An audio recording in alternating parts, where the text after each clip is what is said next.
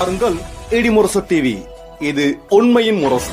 உள்ளூர் செய்தி முதல் உலகச் செய்திகள் வரை உடனுக்குடன் அறிந்திட இடிமுரசு டிவிக்கு சப்ஸ்கிரைப் பண்ணுங்க.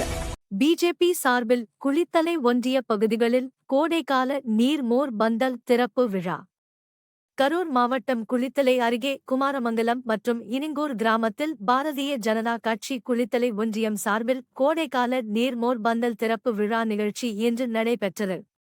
பாஜக மாவட்ட தலைவர் செந்தில்நாதன், மாநில மகளிரணி துணைத் தலைவர் மீனா வினோத்குமார் கலந்து கொண்டு பொதுமக்களுக்கு மோர், தர்பூசணி, இளநீர் வழங்கினர்.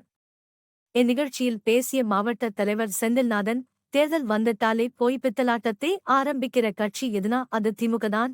மும்மொழி கொள்கையை எப்படி மறக்க அடிக்கிறது, டாஸ்மாக் 1000 கோடி ஊழலை எப்படி மறக்கடிக்கிறது என தொடர்ந்து ஏதோ பொய்யான திட்டத்தை எடுத்து மக்களுக்கு தெரிவிக்கின்றனர்.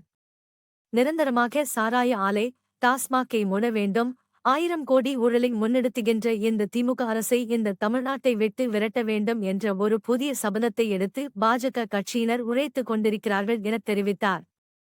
இந்நிகழ்வில் குளித்தலை ஒன்றிய தலைவர் ரஞ்சித்குமார், ஒன்றிய இளைஞர் அணி செயலாளர் மெக்கானிக் ஐயர்மலை பாலசுப்பிரமணியன், நகர தலைவர் ரம்யா கண்ணன், ஒன்றிய பொதுச் செயலாளர் ராஜகோபால், ஒன்றிய துணைத் தலைவர் சங்கீத்குமார், ஒன்றிய செயலாளர்கள் மனோஜ், ஹரிராம்குமார், மகளிர் அணி தலைவி சுதா, மக்கள் சாமிநாதன், குளித்தலை ஒன்றிய பொறுப்பாளர் விநாயகமூர்த்தி, கருணாகரன், கிருஷ்ணராயபுரம் கிழக்கு ஒன்றிய தலைவர் ராஜவேல், ஒன்றிய பொறுப்பாளர் சாமிதுரை, தோகேமலை ஒன்றியம் ராஜா பிரதீப் உள்ளிட்ட ஒன்றிய நிர்வாகிகள் என பலர் கலந்து கொண்டனர். மும்மொழி கொள்கை மிகப்பெரிய வரவேற்பு மக்களிடத்தில். அந்த மும்மொழி கொள்கையை எப்படி மறக்கடிக்கிறது? உடனே